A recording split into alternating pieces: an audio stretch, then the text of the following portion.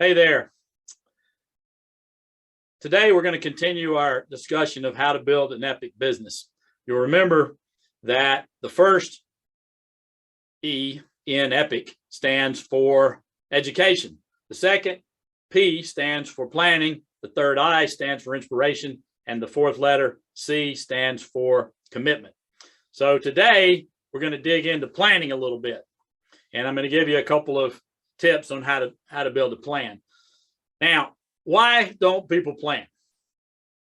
It's a great question. I've asked it hundreds of times to probably over 1,000 people at this point, and I get all kinds of answers. I'm scared of failure. I'm scared of success. I don't know how. I'm scared I might have to do something. I mean, there's all kinds of things that don't make any sense. I don't know any successful people who don't plan.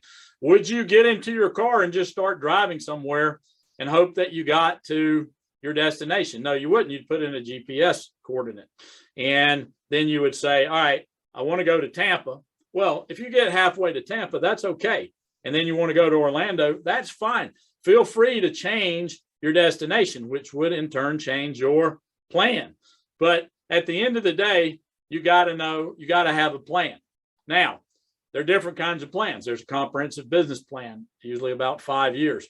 There's 3-year plans. There's 1-year plans. There's weekly plans. There's quarterly plans. There's daily plans. Now, which one's the most important? Most important is that daily plan. That's the one that you do the night before on what you're going to achieve, not your goals for the day. You're to achieve. What are you actually going to achieve the next day? So there's a tip for you right there. But what I want to talk about today is a part of every plan. It doesn't matter whether it's a daily plan, a yearly plan, or a comprehensive business plan. No plan I've ever seen had no goals. They always have goals. So let's talk about goal setting here a minute. So I use a simple I use a simple process called 5Y31, and then you can add 90 if you want to. But when you're setting goals, you want to start with, and I look at a longer term because I had a guy on a workshop yesterday say, hey, one of the things I've learned this year is you want to plan not from where you are out, you want to plan from where you want to go back. And that's right. And that's what we do here. So this is 5 years. Where do you want to be in 5 years? Why is that important to you? And that's super, super big deal. 3 years, where do you want to be? 1 year, where do you want to be? And then if you add the 90 days, what do you need to do in the next 90 days to move you towards your 1, 3, and 5 year goals? So it's a simple process, but there's a couple of keys to it. Number one, a goal is not real until it's written. You must write it down. We have a worksheet for it. If you'd like a copy of that worksheet, just email me and say worksheet, goal worksheet in the subject line or whatever, or you can put it in the comments. We'll get one to you. 5-year goals. Now, what about goals? They need to be specific and they need to be measurable. They need to be achievable. They need to have be realistic, and they need to have and results oriented, and they need to have a time frame. That spells out SMART. If you've ever been in corporate, you've heard of SMART goals. I've given you some time frames. Now, I want to dig into the why a bit.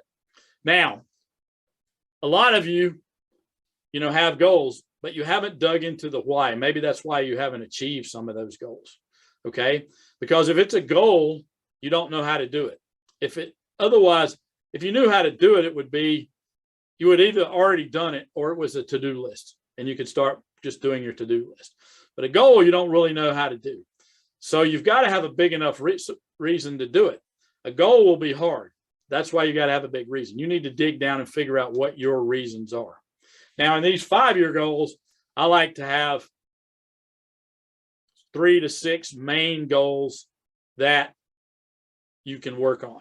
Now, I use income, I use investment, and I use impact. Those are my 3 areas of goals.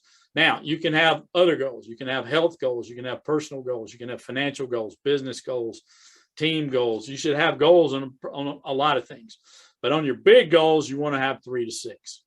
So Your home fun is get out a piece of paper, write down 5 why 3 190. I don't care if you write it across the top or down the side, it doesn't matter.